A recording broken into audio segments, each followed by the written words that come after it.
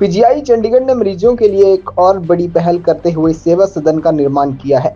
यह वही सराय है जहां पहले स्कूल हुआ करता था, जिसके बाद यहां से स्कूल की नई बिल्डिंग बन गई थी कैंपस के बाहर, और फिर स्कूल को यहां से शिफ्ट कर दिया गया था। वीरवार को इस सराय को एक बार फिर रेनोवेट कर गरीब मरीजों की मदद के लिए खोल दिया गया है, जहां पंजाब के गवर्नर व चंडीगढ़ के प्रशासक गुलाब चंद कटारिया पहुंचे, जिन्होंने इस सेवा सदन का उद्घाटन किया, जिसे सेवा भारती द्वारा चलाया जाएगा। यहां सेवा सदन में 280 बेड की व्यवस्था की गई है। इस दौरान पीजीआई के डायरेक्टर डॉक्टर विवेक लाल भी मौजूद रहे। चंडीगढ़ के प्रशासक गुलाब चंद कटारिया ने कहा कि पीजीआई काफी संख्या में मरीज पहुंचते हैं।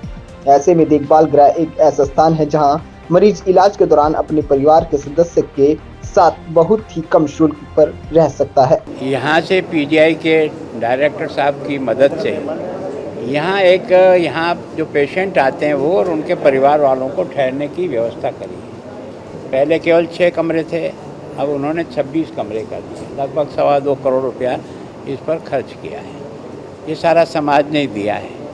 लेकिन मैं विशेष करके डायरेक्टर साहब को धन्यवाद इस बात के देता हूँ कि आपने हम पर विश्वास करके इसको 30 साल की लीज पे जो दिया है और जिस भावना से दिया उसको हम हर हालत में पूरा करेंगे।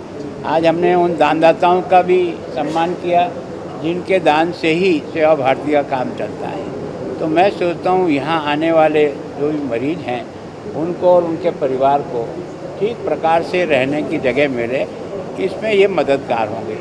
लेकिन जितना बड़ा हॉस्पिटल है और जितने लोग बाहर से आते हैं शायद उसकी पूर्ति तो हम नहीं कर सकते। लेकिन और भी कई संस्थाएं, कोई भोजन जो है ना यहाँ पैकेट मुफ्त बांट रहा है, कोई और कुछ सेवा कर रहा है, इनकी भी मेडिकल वाहन भी चल रही है, दवाइयाँ भी चल रही है।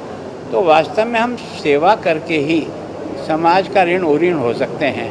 और इसी भावना से जो लोग देते हैं वही में लोगों तक पहुंचाते हैं। हमारा कुछ नहीं है, सब जनता के द्वारा दिया हुआ है और जनता को पहुंचाने के काम कर रहे हैं। सर, एक पंजाब के पानी का मुद्दा है, देखो मेरे को क्या है कि पानी का मुद्दा सरकार को पूछना, वो सही जवाब दे पाएंगे। क्योंकि पॉलिटिकली चीज़ें बन रही हैं। मैं यहाँ क्या है कि सेवा भारती उधर चली जाएगी पानी में।